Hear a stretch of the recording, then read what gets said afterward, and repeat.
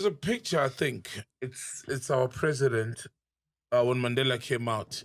I think he had the umbrella, and you said something Cyril about... Ramaphos had an umbrella. Yeah, you said something and about... nobody knew Cyril Ramaphos. Yes, I want to get there. So, if then our current president was parachuted or there was always a goal to have him at the helm, did it start then? And why him? Why did they place him in a place? He's a safe black. Remember, these guys, they don't just put anyone there, into these prominent positions because there's always a payback. I mean, you check the colonialists when they left Africa. When they put Kwame Nkrumah, Patrice Lumumba, they were not putting them there so that they can govern the country for the benefit of their people. They were putting them there, to safeguard their interests. Unfortunately, Kwame Nkrumah, they turned against them, then they were killed. Sankara came in by force, they were killed. Because remember, Europe at that time, it was bankrupt. Europe had faced 2 wars. And therefore, they could not send soldiers in all the colonies. So therefore, they wanted clever blacks to safeguard their interests, like France. Cyril Ramaphosa comes in that. I mean, the ANC is a party of clever blacks. It was never established to liberate us. I normally say that from 1912, ANC is a project, I don't know, it's a failing project from 1912. These were blacks who wanted to be part of the system. They kept on saying to Britain, please, we are not like these other blacks. These ones are uneducated. I'm doctor, I'm Kuma, I'm Mahato, I'm Plachi. Put me into the franchise of South Africa. That's why ANC could not join ANC as a nobody. You had to be a king, a chief, a doctor, a pastor, and then you'll represent a constituency. Women were not allowed to join the ANC because they couldn't speak, they were represented. So they went in there, but they were denied. ANC even sent 5,000 men in World War I to help Britain to fight. They said in their letters, we've given you 5,000 men to die, for the crown, but you still don't recognize us. They wanted to be like Afrikaners. Afrikaners, they were securities or managers, managing the country on behalf of the financiers in Britain, those who have captured Britain, those who have captured Spain. So unfortunately, the ANC, they're occupying a security role. They're guarding their interests. They don't even own these mines. I mean, doesn't it tell you, if Donald Trump is threatening us with tariffs, under normal circumstances, we should be saying we've got minerals.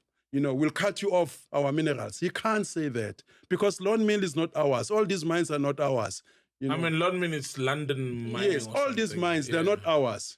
They told us, 1994, Margaret Thatcher told us, negotiate, guys, but don't touch our minerals, or else we'll send British soldiers. They set up an army base in Botswana.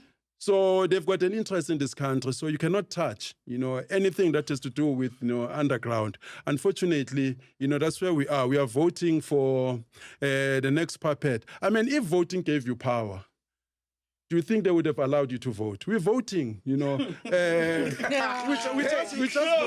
It's such a simple question, but it's such a simple question, but it's so loud. We're voting for people, but it ends there, But beyond that, they've got nothing, to help you. I mean, for an example, if the lobbyists, they give these guys monies, the multinationals, they give these guys monies, they control them, they tell them what policy to implement. Do you think that a man in the shacks has a power over Billy Gator, over a Rothschild? These guys, they go straight to your politicians. They say, listen, lock down your country or implement this policy. Go to WTO, shut down your manufacturing. And then a man in the shack, he said, by the way, aren't you surprised? We've got all these billionaires. Black billionaires, they'll never support you. You've got your bottle here. Why is it that they'll never put money there? Because they're also controlled. Motsepe will never come and say, you know what, I think I'm going to invest here. In grandeur. No, because he's also controlled.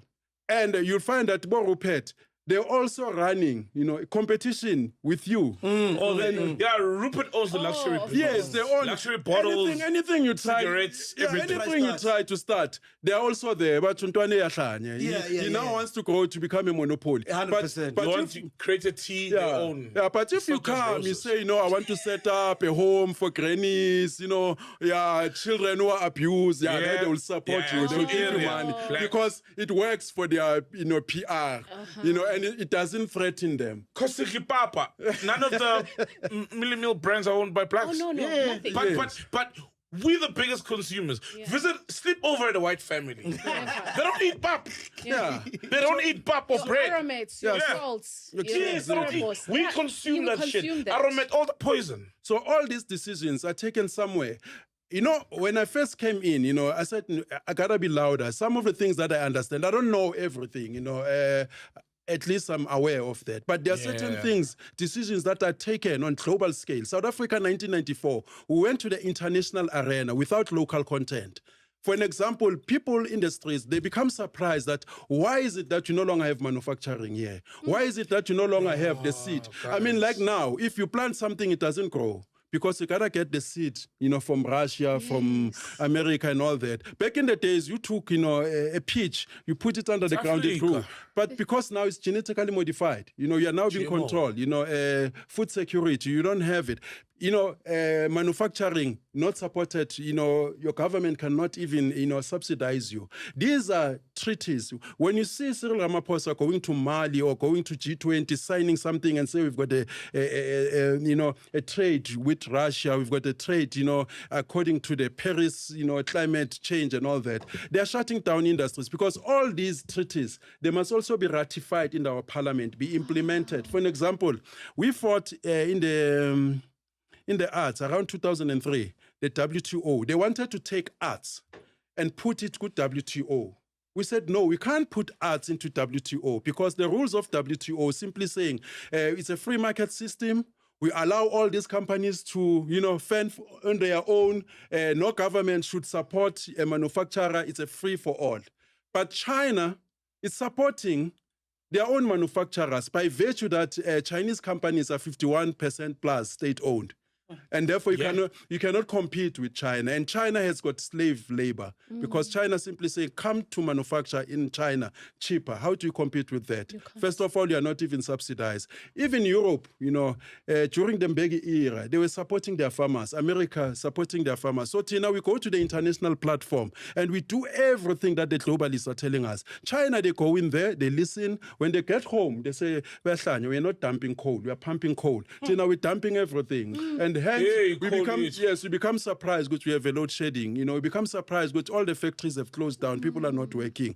You know, we're going to be like Malawi now, a country dependent on donations. So what do you